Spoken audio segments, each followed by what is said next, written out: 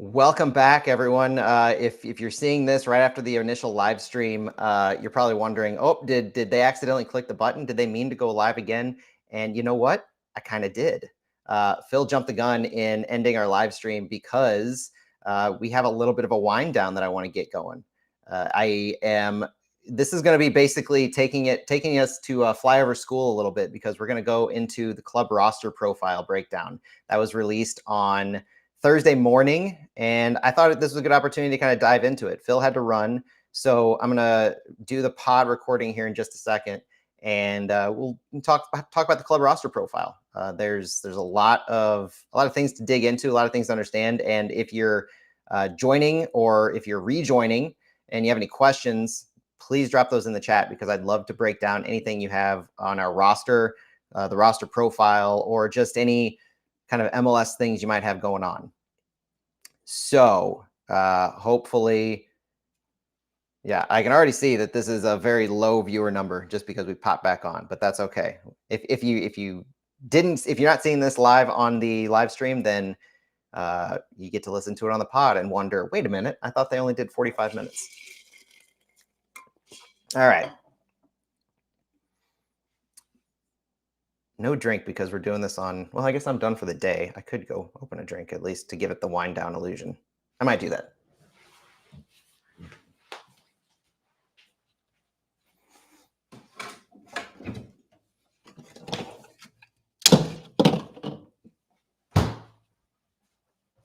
We'll call it happy hour. We'll do flyover happy hour here. Welcome back to the wind down. As we're recording this early on Thursday, we're doing a flyover happy hour instead of a true wind down. So yeah, it kind of is a secret wind down. Like if you happen to get back in, if you see that we have a second stream going, then this is it. All right, we're digging into the club roster profile. So the whole reason that we have this wind down this week is the club roster profile. I am going to do my best to show it on the live stream and talk through it a little bit. But if you're listening to us on the pod, I'm going to break down everything. And maybe you're just able to pull this up on your phone or you're looking at it or you've seen it. If you don't know what I'm talking about and the term club roster profile is completely foreign to you, MLS has actually, in a shocking turn of events over the past couple of years, done a great job with transparency.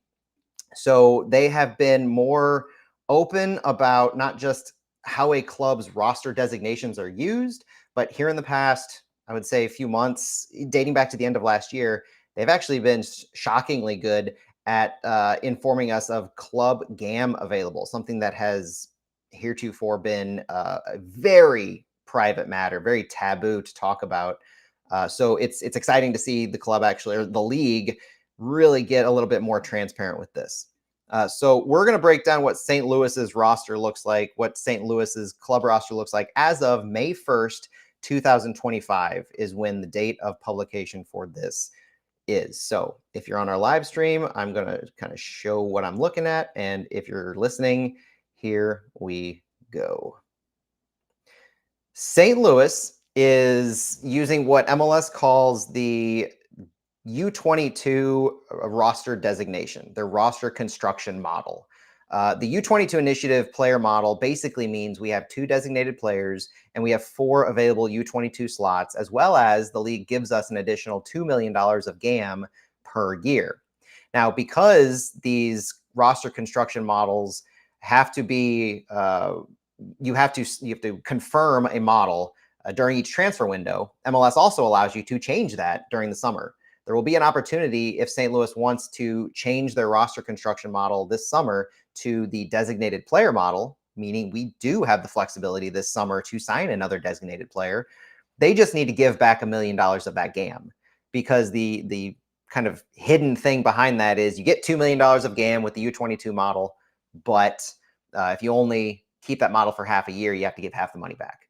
If you spend over $1 million of that GAM already, then you are stuck in the U22 model. But for St. Louis, we have $1,988,425 of GAM available. So it's easy to read between the lines and know we have not spent over $1 million of that GAM. We still have the flexibility if we want to this summer to go to a designated player model.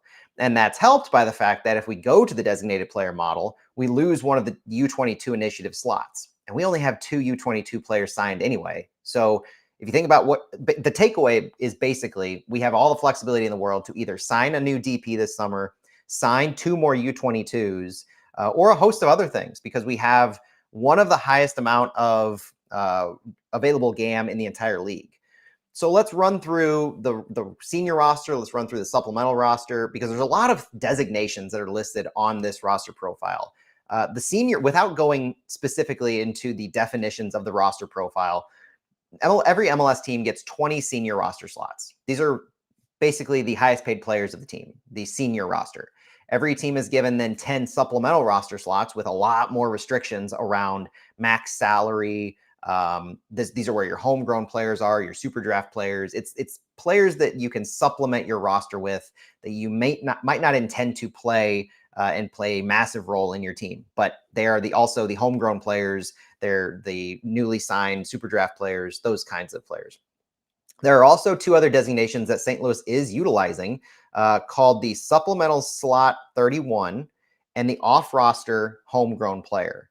The supplemental spot 31 is essentially a season-long loan to your affiliate. So for St. Louis, Miguel Perez is in our supplemental slot 31. He does not take up a roster slot this year, senior or supplemental. So it's almost his homegrown designation doesn't really matter for this purpose. We've used this mechanism to say we want a season-long loan for Miguel Perez down to City 2. And if we want to play him on our first team, he is subject to the exact same season-long loan restrictions that a City 2 player like Brendan McSorley or Emil Jääskeläinen are under as well. So he could come back 4 times, appear in 2 MLS matches, 2 non-MLS matches. You know, that's Miguel Perez for the year. Season-long loan. He's not eligible to play regularly for St. Louis City this year. Off-roster homegrowns have more flexibility. These are your Mekhi Joyners and your Tyson Pierces. These do have to be homegrown players, but the off-roster homegrown designation means they're essentially loaned down to City 2, but there's more flexibility to bring them back. Like Mekhi Joyner is the perfect example because we've seen it in action. Off-roster homegrowns are allowed 6 MLS appearances. You can sign them to the short-term contract. You can sign Mekhi Joyner to 12 short-term contracts. He can only appear in 6 matches, though.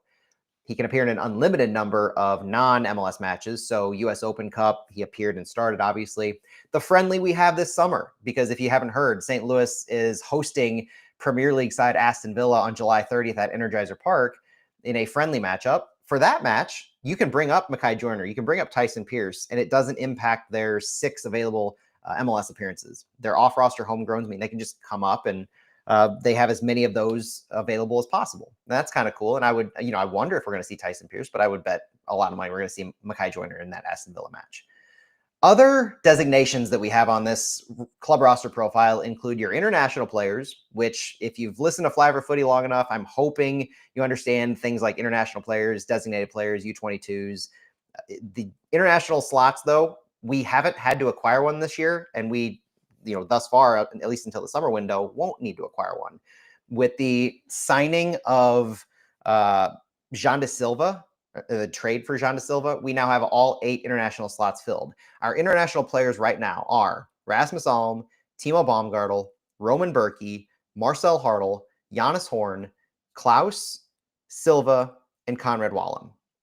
We also have Nukvi Thorson, Selmir Pedro, and Jabulu Blom, who, they're still signed to St. Louis City, and they still are international players. But when you loan an international player out of MLS, they no longer take up an active slot. So we technically have 11 listed here, but those first 8 that I mentioned are the only ones counting against our roster for this season. Designated players, no surprise, it's Marcel Hartl and Klaus.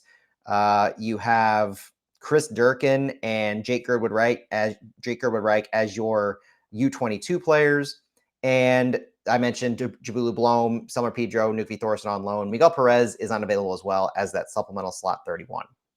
We have $1.988 million in GAM available. So there's all the designations. There's all the what all that means. We also have one more kind of designation that's listed out here. It's called the TAM player. All that means are these are the highest paid players making more than the maximum individual salary per season. It's around $671,000 for 2025, and it keeps escalating. It's a collectively bargained thing. So the TAM players for St. Louis are Roman Berkey, Henry Kessler, Eddie Leuven, Joachim Nilsson, Tomas Ostrak, Jean de Silva, and Cedric Teuchert. So of the senior roster, I mentioned we have 20 available slots. We have an entirely full senior roster as of right now after the trade for Jean de Silva. We have 2 open supplemental roster slots, thanks to the season-long loan for Miguel Perez as the supplemental slot 31 and the off-roster designations for Mekhi Joyner and Tyson Pierce. I mentioned all 8 international roster slots are taken. We're on the U22 model. Interesting notes about the GAM. So we have $1.988 million. If you're trying to get a sense of, that sounds like a lot, but is it a lot? It's a fairly good amount. There are only a few teams in MLS that have more. Minnesota, San Diego, New York City, RSL, Inter Miami, Sporting KC, Houston Dynamo, and FC Dallas all have more. So we have the 9th most amount out of 30 teams of GAM in the league. A lot of teams have in the 6 figures. I would say we have definitely on the higher end, not just 9th out of 30th, but in general, most teams have in the 6 figures, and we have 1.98 million. But there also are 3 teams that have $0 in GAM available.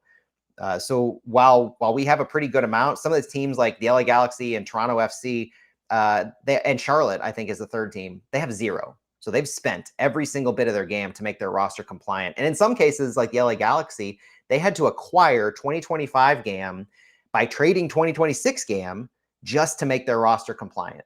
That's the crazy level of specificity that these clubs are getting into when they're trying to make their rosters compliant with these rules, with these restrictions, and with these designations. TAM players. So I mentioned all of our TAM players. It's I think interesting to note comparisons to the rest of the league, because the month of May is also going to have the release of the MLSPA salaries. So you'll see in the next few weeks just how much St. Louis is actually spending on their roster with all these designations. And spoiler alert, it's more and more each season. I think you're going to be pleasantly surprised with where we see St. Louis as far as club spending as a whole up and down the roster, especially once you remove those 1 or 2 highest designated players like a Messi or a Chucky Lozano that we talked about earlier in the show. To this point, we have 7 TAM players on our roster right now. Only 3 teams have more TAM players on their roster, and that's FC Cincinnati with 12, LAFC, and San Jose with 8.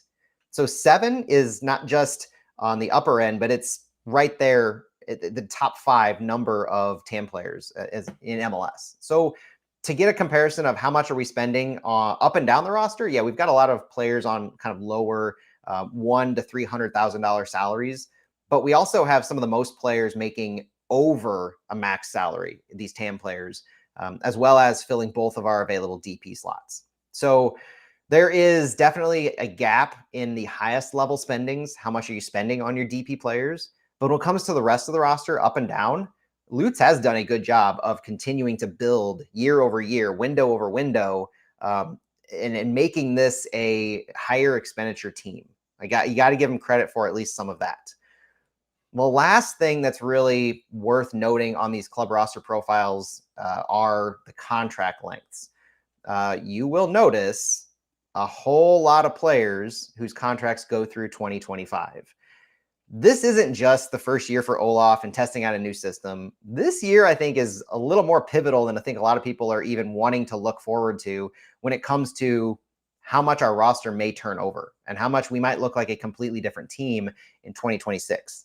It's helped by the amount of GAM we have available, but there's some significant salaries that are going to be coming off the books this season. I'm just going to start with our loaned players, because these seem like the most obvious players who you can kind of cut at the end of the season, and you know you're probably not going to bring him back. Jabula Blom, I don't think anybody's expecting him to come back. His contract goes through 2025. He has an option for 26, but I don't think it's going to be picked up. Selmer Pedro, contract runs through 2025, no option. Knut Thorsen, contract runs through 2025 with an option for 26. He is the most likely of anybody to come back, but he even said his goodbye, not just goodbye for now. I kind of think Knut's gone. Those are some significant salaries. Selmer Pedro, Jabula Blom, they are making significant salaries. And Knut Thorsen, if you combine all 3 of them, you're looking at over $1 million. That's around $1 million at the very least. I don't have the salary numbers in front of me, but that's around $1 million between those 3 players. That's a lot of money you can reinvest. And we get relief on the international slots while they're on loan. We're still paying their salaries like that. If we want salary relief, we have to negotiate that with the club taking their loan to pay some portion of that. We're otherwise on the hook for those salaries. I'm not saying that's played a massive role in our ability to spend, but it frees up money in addition to just freeing up roster space once their loans are done. So those 3 players I mentioned are going through contracts to 2025. We have 11 total senior roster players, including those 3. So 8 other senior roster players whose contracts go through 2025. And just looking at this list, you're looking at guys like Klaus, Chris Durkin, Roman Berkey, who we've talked ad nauseum about, and he doesn't have an option. Roman Berkey and Selmer Pedro were the only 2 of those without options for following years. So Berkey's under contract renegotiation right now. So Klaus, Durkin, Berkey, Henry Kessler, Jean de Silva, Rasmus Alm, Jabula Blom I mentioned, Alfredo Morales. Giannis Horn has a loan that is up in June, and so you'll hear more about Giannis Horn here in the next few weeks. Selmer Pedro I mentioned, Nukvi Thorson I mentioned, and Conrad Wallem is the other one. Conrad Wallem on loan through the end of 2025 MLS season. His contract's up as well. That's a huge portion of our team, not just in salary spend. We're talking about Klaus, Durkin, Berkey, Kessler, but quality of players. Like, this is a core group of St. Louis City. And for some of these players, it's been a core group for years. Berkey, Klaus, Durkin now in his 2nd year.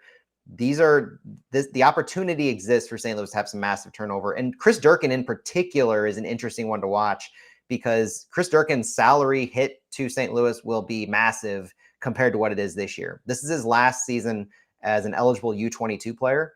U22s are the most valuable because no matter what they make salary-wise, Chris Durkin, I think his salary is in the $400,000 to $600,000 range. He might even be more, but he only hits the books at $200,000 for St. Louis because of that U22 tag. Jake Girdwood-Reich hits the books at $150,000. That's one of the valuable assets and aspects of a U22 player, is paying them a lot more, or transfer fees that cost a lot more in Girdwood-Reich's situation, and they're only hitting the books year in and year out at $150K. So it's almost like a U22 is just a young DP almost, with a little bit more flexibility to it. So senior rosters, we have a lot of them up after 2025. Our supplemental roster is basically all up after 2025. Caden Glover is the only player on our supplemental roster right now whose contract goes beyond 2025. You're looking at Ben Lunt, who does not have an option after 25, Christian Oliveras, Jay Reed, Akil Watts, Michael Wenzel, Josh Yarrow, Joey Zielinski, Miguel Perez. All of those players' contracts are up after 2025. Now, most of them have options, and that's by design. With these supplemental roster slots, you don't want to get locked into long-term contracts. That's the purpose of a supplemental slot, is you don't want to be carrying these players necessarily unless you're going to, like Kyle Hebert, offer them a new contract at some point and then move them up to the senior roster slot. There are a lot of ways that this could go, but the supplemental roster could look vastly different at the end of this year. And that's another reason why not just watching the evolution of Olaf ball, but watching the evolution of how these players play under this system is so important this season.